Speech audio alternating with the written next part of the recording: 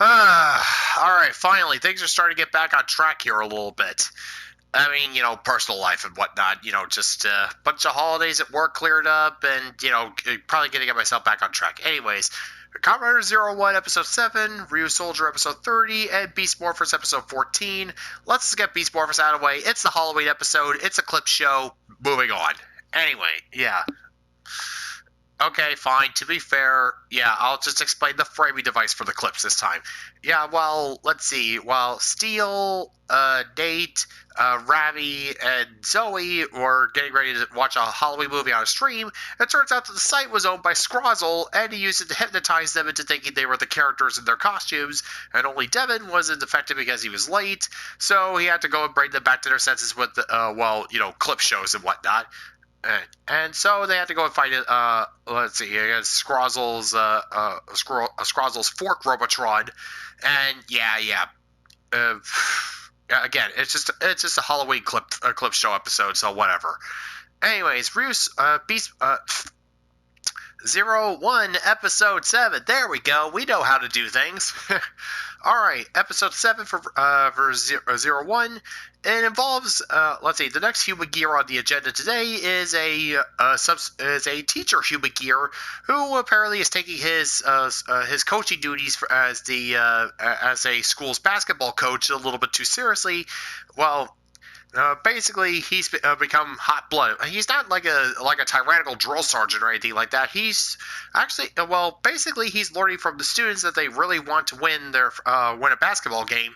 And yeah, since apparently the school's been losing for like lost like their region finals or whatever for like 2 years in a row, and they really, really want to win, and that rubbed off on the Humagear, who's basically just as driven as they are to win.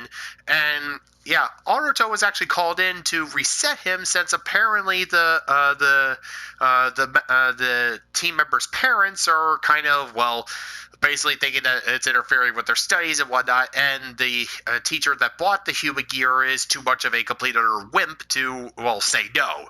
Basically, it's just a group of 3 shrill harpies. So, yeah. But Naruto was, of course, not basically just letting the Humagear do what he wants, since, basically basically the Humagear's learning. And speaking of learning, Jin has got himself a new buddy, a brand new assassin type Humagear created by Hirobi, who's basically been assigned to go and kill Naruto. But before the assassin Humagear can get started, Yaiba inserts the Polar Bear Progrise key into it, causing it to freeze, which she then takes while Jin is distracted fighting against Naruto and Izu. Naruto and Isamu. Yeah, that's it. Keep getting Izu and Isamu's mixed up. Whatever. And yeah, while Yaiba has the assassin Humagear in her possession, she actually lets it follow its programming. She just installed, basically somewhat of a recording or tracking system in it, just so she can study it. And in case you haven't noticed, Yaiba's kind of working for the bad guys here. And yeah, since we're going to be seeing the on-screen first henshin of Kamen Rider Hirobi next episode, and he's using the exact same driver that Jin's using, I'm guessing that Hirobi is another reprogrammed Humagear. And I'm just calling it out. The mastermind is behind Metsubo Jinrai is the one that Yaiba's working for, and it's going to be Aruto's dad, because that's how these things usually go. And besides, Aruto's father, he will most likely be, obviously he wanted to go and take over Heat and Intelligence. He got snubbed for his son, and obviously that's caused, more than a little bit of friction. I mean, it would make sense if Aruto's father was the one responsible for Metsubo Jinrai, since he, working with Aruto's grandfather, Hiden, he would know everything about how Humagears work, probably how to create the Progrise keys, the drivers. He would design a program for Humagears to gain sentience. Basically super advanced learning computers, which is basically what led to Hirobi, who in turn created Jin, and etc. And yeah, actually, the reason why why Metsubo Jinrai is targeting these specific Humagears, as we see with the basketball coach, basically he kind of reaches a point where he asks any Mass Effect fan knows this question: does this unit have a soul? Yeah, basically they ask the first question. Yeah, does this unit have a soul? Once they start asking that question, that's when Metsubo Jinrai shows up, slaps the Zetsu driver on there, and turns him into a Humagear. Yeah, the first question is, does this unit have a soul? Yes, it's a pitch black soul that you use to destroy humanity that only sees you as tools. Oh yeah, and Aruto, speaking of seeing Humagears as tools, Yaiba actually goes and gives Aruto the Polar Bear Progress Key. Which he uses to destroy the coach. Once he asks the question, Jin turns him into the Mammoth Humagear, and manages to put him. He puts the Mammoth on ice. Oh yeah, and I forgot the assassin Humagear. At the end of the episode, Jin's frantically looking for both the Mammoth Progress Key that they use, the Mammoth Key that they use to transform the coach, and the Dodo, the Dodo Key that they use to, that they gave to the assassin. And yeah, Yaiba has the Dodo. And again, for what machinations, we have no clue. Yeah, no, I swear, if the mastermind behind, if Yaiba's boss and the mastermind behind Metsubo Jinrai isn't Aruto's father, I'll go out here and fight against the Birdemic myself. So, yeah.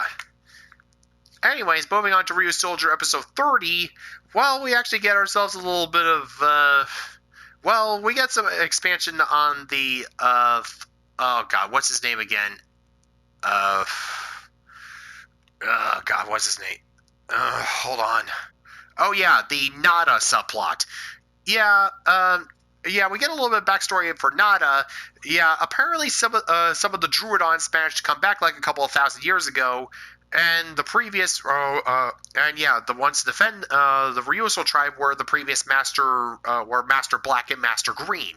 And apparently Master Green was the one who put on the Geizorg armor and managed to destroy the Druidons. But according to Nada, you wear the armor for too long, it starts to creep into your heart, causes you to go insane, and basically just bend to the armor's will. Like we haven't seen that 1,000 times before. So yeah, and apparently anybody who wears the armor can see the memories and experiences of those who previously wore the armor. So yeah, that's how Nada knows all this. Basically Nada went out looking for the Geizorg armor because, again, he got passed up by Master Red to become the Red Ryusoulger. And, that obviously developed a bit of an inferiority complex with the guy. And so he wanted to go and find the Geizorg armor, thinking that, hey, it's powerful, I could use it to help out. But, the armor senses weakness, and it causes him to grow into, intense jealousy and hatred and spite towards Cole, because he was the one who was chosen by Master Red. So, yeah, basically, and if you wear it long enough, apparently the armor completely takes you over. And, yeah, Nada has reached that point since at the end of the episode. He literally just, he pretty much stabs Ko in the back. But we know he's going to survive it since, spoilers for, next episode previewed him getting his battleizer. Oh, yeah, okay, I'm getting a bit ahead of myself here. So, at the end of the last episode, we actually got introduced to a Pterodon Kishiryu, who apparently is basically the only land Kishiryu, since, it can fly, since, hey, as a pterodactyl and whatnot. And, in order to avoid the conflict and avoid Set basically sealing all the land Kishiryu, it decided to go into space. But apparently something caught up to it and shrunk him down to like a little egg-sized thing, and he crashed into the ocean, which is where Oto went and found him. And it's pretty obvious he's going to become become Ko's battleizer and a new mech for him. And yeah, the Minosaur this time. The episode today actually focuses on split between Nada and his subplot. Oh, and the Minosaur is tied into Canelo, and yeah, basically a bit of meta. Basically, the fans have kind of been a little bit vocal about how Canelo is seen, and basically, yeah, Canelo is basically just a even less subtle version of Glenn Quagmire, only not as only swap out just wanting to have sex with wanting to get married. Yeah, let's get hitched. And yeah, speaking of Canelo's marital issues, he's actually been talking to a marriage counselor, basically just figuring, okay, I've tried going it on my own. You're a professional. You help people get married all the time. Please help me, please. And yeah, she's basically pointing out, apparently it's been working out for him since he was able to deal with the host of the Minosaur. Yeah, the Minosaur this time was birthed from a genius surgeon who, he's a good-looking, high-paid, very intelligent surgeon who's looking to get married, and the guy is also a complete narcissistic asshole, and basically, every time he's with the reason why he can't get married is because, basically, He's like Gaston from Beauty and the Beast, cranked up to 11. Every time he sees himself in a mirror, he's just like, "Oh yes, that's." And basically, the guy is pretty much spiteful towards women in general because they can't see me for they refuse to see me for my absolute brilliance. And yeah, which causes the Minosaur to not only have his surgical skills, which translates to him having really sharp cutting weapons and having very high specs. Yeah, that's literally how they describe him. He's a high spec marriage candidate. But he apparently, whenever people call him out on his crappy attitude, on his narcissistic attitude, the Minosaur releases a beam that blinds all women. Yeah, so the Minosaur is hashtag feminist. Yeah, no, the Minosaur and his host have got some serious issues when it comes to interviewing women, and Canelo is like, yeah, no, I get it. I get what it's like to be, basically just trying too hard to be a complete utter, coming off as a complete utter asshole. So yeah, basically Canelo manages to get through to the guy and help him realize, yeah, maybe if I'm trying to get married, acting like a complete utter dick stain, acting like I'm basically the greatest thing on God's green earth when barely even giving my potential marriage partner the time of day, isn't exactly the way to go about it. So yeah, they managed to beat the Minosaur, and then Nada shows up and curse your sudden but inevitable betrayal. Rawr, rawr, rawr.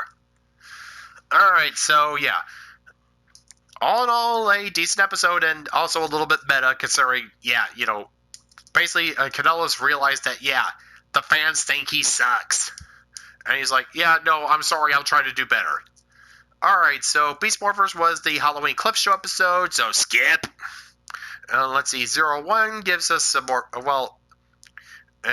Zero One is starting to peel back the layers of its big mystery, and Ryusoulger, they're finally going to get to the battleizer, and we're probably going to get Zorg as the ultimate big bad of Ryusoulger. Well, because we haven't seen anything from the Druidons, and do you really think that Creon's going to turn out to be the big bad? That Nickelodeon slime-covered toad. No. Alright, so next week is going to be Halloween, so have fun, guys and ghouls. Guys and girls and ghouls. Ghouls and ghosts. Bye.